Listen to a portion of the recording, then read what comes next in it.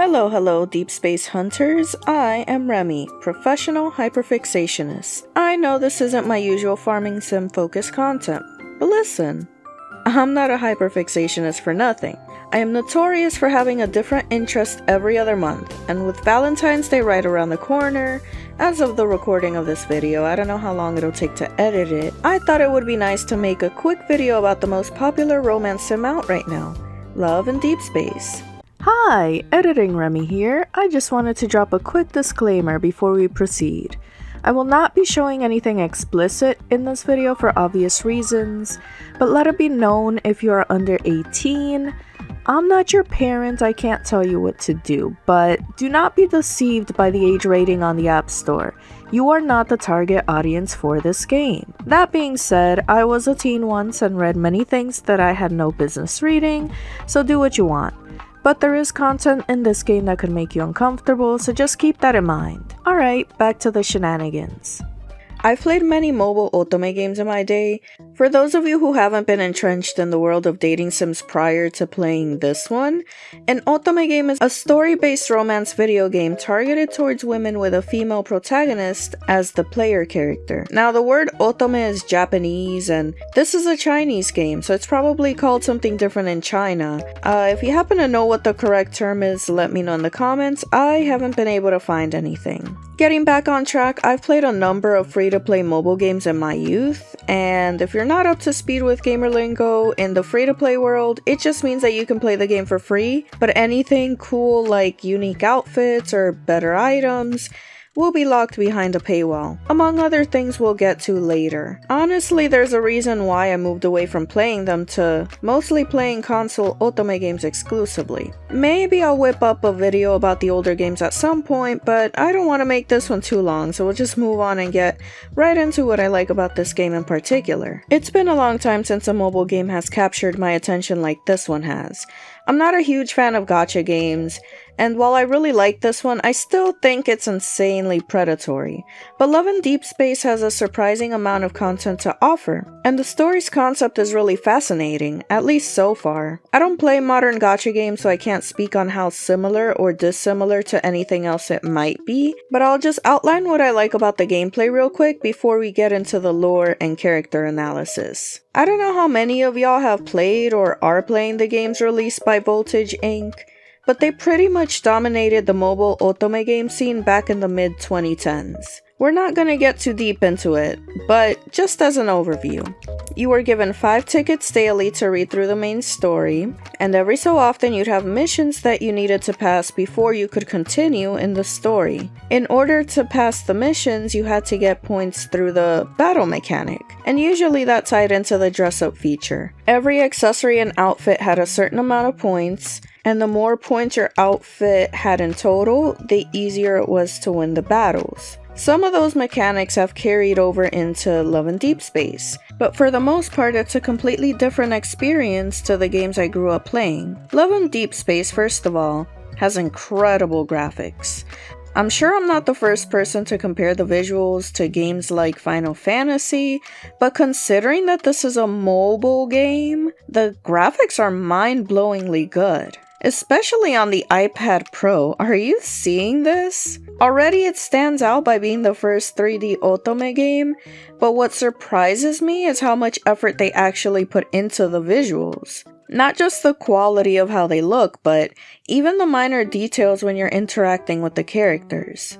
The subtle changes in their expressions when you're interacting with them, and their mannerisms, it's all stunningly done and really gives life to these characters. The customization for the main character is insane. The hairstyles are pretty limited. We'll come back to that. But the way that you can customize your character's face down to the most obscure detail is absurd. I'm talking the width of your character's face, the angle of their side profile, the space between their eyes, the whole shebang. Any part of the face that you can think of to change, you can.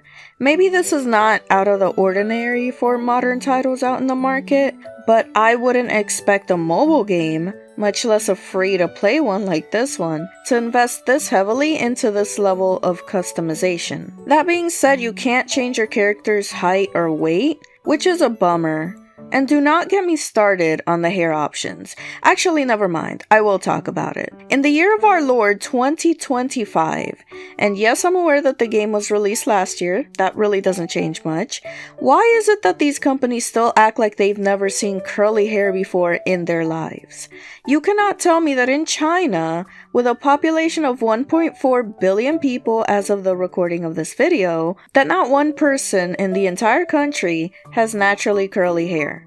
You cannot tell me, with the intention of releasing the game overseas and having enough foresight to include different skin color options, that it never occurred to them that foreigners might have curly hair. I could forgive it if it was just the base character model and they included more hairstyles in the store to purchase, so that at least in the photo studio we could have something different.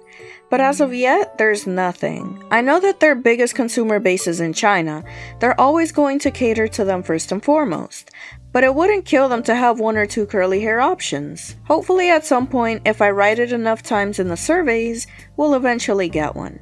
Anyway, that's my little rant. Let's talk a bit about the dress-up mechanic before we move on to other stuff. I love dressing up my characters. That should be a given if you've watched any of my other videos. I spent an unhealthy amount of time playing around in the photo studio, which, was a stroke of genius on their part. They're really capitalizing on the fact that they have 3D models that we can pose any which way. The selection of outfits, I'm not gonna say that there aren't a lot of outfits, and they're always outing new ones through events and updates. But the thing about free-to-play games is that if you're trying to stay free-to-play, a lot of those outfits will be inaccessible. I'm not exclusively free-to-play. I do have the Aurum Pass, which is $5 monthly to get an additional 100 diamonds daily, and some purple diamonds that you can use to purchase exclusive outfits and accessories. But it takes forever to save up enough to purchase one. I try not to spend too much on this game. I only opted to get the Aurum Pass because I can't imagine how many banners I would have to skip if I didn't have it.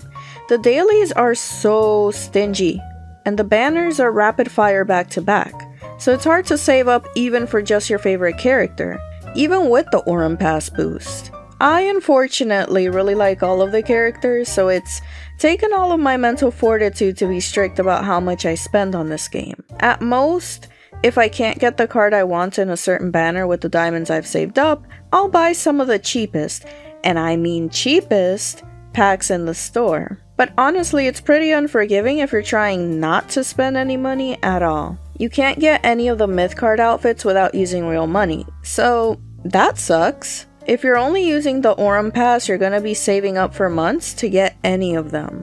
If you're not someone that has the discipline to stick to a budget, I'm telling you, do not play this game.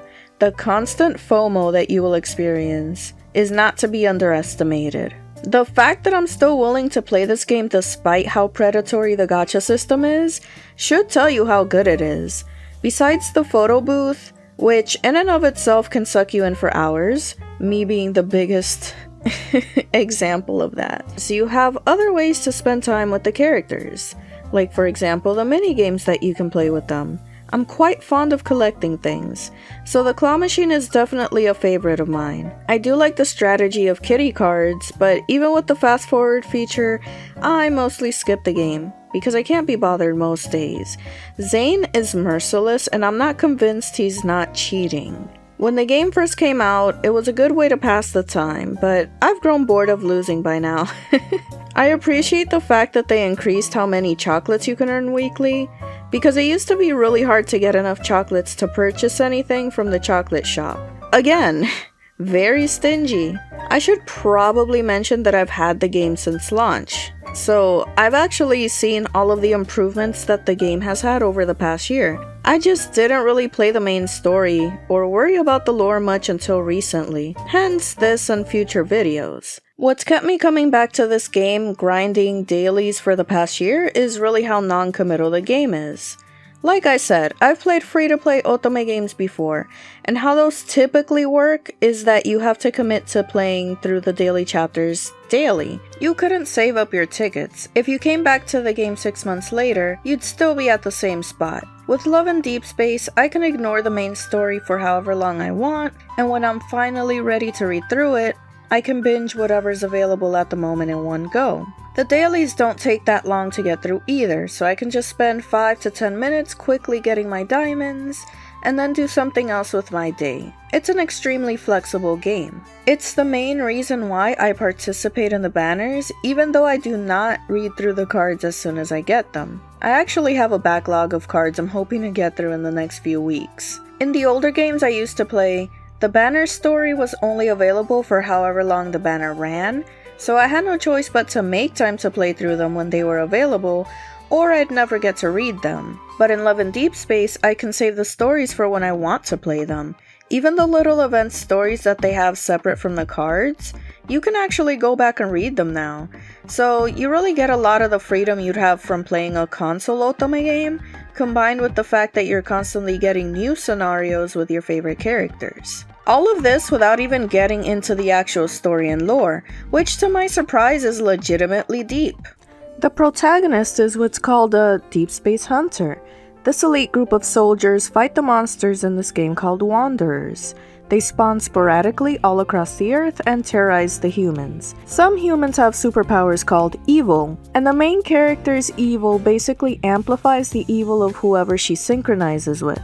As our protagonist tries to uncover the secret of where the Wanderers came from and why they appeared in the first place, she meets the love interests along the way who help her get closer to the truth. There's Zane, our doctor and childhood friend. He comes across as no-nonsense and a bit cold, but he's actually a complete sweetheart. Then there's Xavier, who's also a Deepspace Hunter. But he's a complete mystery, and he seems to be working towards his own goals outside of whatever the Hunters Association is doing. Oh, and also he's our neighbor.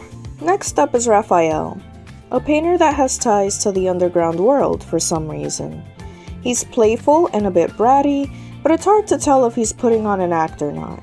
These three were the main trio initially released when the game launched, but since then we've added 2 more guys to the squad. The first was Silas, who's basically a mafia boss in the off-limits N109 zone. He looks like the domineering type, but he's actually pretty chill. And finally there's the most recent addition to the game, Caleb, who's also our childhood friend, but his relationship with the protagonist is a bit more complex. He's basically our adopted brother, which, as you can imagine, complicates things a little bit. I am so excited to do a lore deep dive into each of the guys. Like, I just finished reading all of the main story branches, and I'm already trying to piece together the mysteries we've been presented with so far. I really want to make a separate video for each of the guys going over all of the information that we already have, my thoughts, theories, and my feelings about them in particular. So look forward to that. I almost forgot the battle system. I'm telling you, this game is filled to the brim with content. I honestly thought going into this game that the character's occupation was just going to be glossed over, and that the combat would be similar to how it was in the older games I've played, if you can call that combat. But to my surprise, the combat system is surprisingly fleshed out. I wouldn't say that I'm the biggest fan of combat, but I actually like how it's done here. Again, I don't play gacha games, so I don't know how it compares to stuff like Genshin Impact or whatever else the kids are playing these days.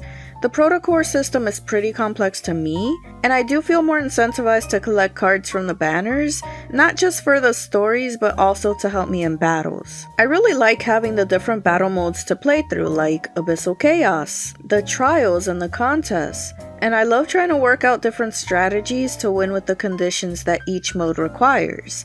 Although from the free-to-play perspective, it's really hard to get through the challenges, because collecting the resources to level up your cards isn't exactly easy. In my case, I've had the benefit of having been here from the beginning, so I've managed to get a lot of my cards to a high enough level to where I can at least participate in most of the activities with all of the characters. But you really have to have a lot of patience.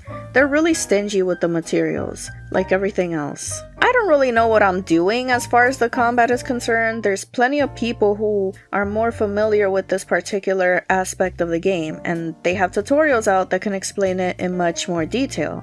For me, I just try to max out the attack stat on most of my protocores, and that usually gets me pretty far. The actual main story isn't as strict with the battle mechanic, at least not yet, so you don't have to really put that much effort into it if you don't want to. And quickly before wrapping things up officially, I haven't read the anecdotes or any of the side stories for any of the guys yet, so I just wanted to talk about how I feel about them so far before I do the deep dive. Usually in an Otome game, I have one, maybe two favorites at most, but in this game I find all of the guys charming, some more than others, but overall I'm pretty invested in all of their backstories. As of right now, Zane is my main. As the eldest daughter in a family with emotionally immature parents and a much younger sibling I've had to take care of, it's kind of a no-brainer that Zane's reliability would be appealing.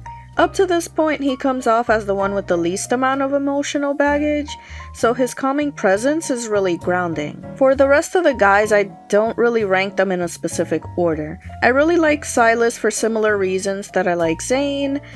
He gives off a sense of reliability, and he encourages MC to be more bold and self-assured, which I'm really into. Xavier. Initially, I thought that he would be my favorite, and maybe he will be after reading his myths. Who knows? He's so cute that I get cute aggression if I stare at him for too long. I play the game with the Chinese dub, but for a long time I was conflicted because I liked his English voice so much. He seems the most aloof to me, despite looking so cuddly. Then there's Raphael, who I'm probably the least interested in. The snippets I've seen of his lore have piqued my curiosity, but he's just a tad bit too little brother coded for me to really enjoy pursuing him romantically. To clarify, I don't really have any issues with Rafa. I do find him entertaining. I just don't want to be the mature one leading the relationship along, because I do enough of that IRL. I'm still going to go through all of his stories, since I am interested in his lore, but I don't expect my opinion to do a 180. As for Caleb, before his release as a love interest, I wasn't particularly excited about him. I only vaguely remembered his introduction from earlier in the story, and I have a love-hate relationship with childhood friend situationships. So I wasn't super enthused when it was revealed that he would be the next love interest. However, after playing his branch in the main story, I do think that he has a lot of potential, and I'm curious to see how it's all going to play out. I'm not really in the, oh, he's so toxic camp. At least not yet. He's been through a lot. He's got a lot of emotional baggage, and it shows even without reading any of his cards yet. Some of his interactions with MC do make me uncomfortable, if only from the perspective of someone who doesn't like having their autonomy challenged, but I completely get why he's appealing. I'm still on board for whatever's going on with him for now. I don't know if my feelings will change after getting to see more of their content, but I am excited to dive in and analyze the heck out of these guys. One of the benefits of Love and Deepspace being a game that gets updated over time instead of being released all in one go is that since the story gets drip-fed to us, it gives us a lot of time to think about the plot, to theorize about where the story might be going, and to participate in a community where we can all share the experience in real time. I'm a huge fan of a little sound novel called Umineko no Naku Koro ni, which I do recommend you go read if you haven't already. I got into it early enough to have to wait for each part of the series to be released, and in those days, we would spend a lot of time on forums trading theories and rereading the story to try and figure out the hidden secrets. It was a fun time, and I've seen bits and pieces of that atmosphere reflected in the Love and Deepspace community. I can't think of any other Otome game I've played that really leans into the sci-fi aspect the same way that Love and Deepspace does. For me, it's the mystery and the intrigue that really has me hooked on continuing this game. Alright, well, I think I've covered everything I wanted to say about the game without going into detail about spoilers, so I think we can wrap it up here. You can catch me on Blue Sky and Twitter if you want to keep up with my deep dive, and whatever else I become obsessed with. Let me know who your favorite guy is so far in the comments, leave a like, subscribe, and hit that notification bell so you know when the next video drops. So long, farewell, and I'll see you all again when the stars align.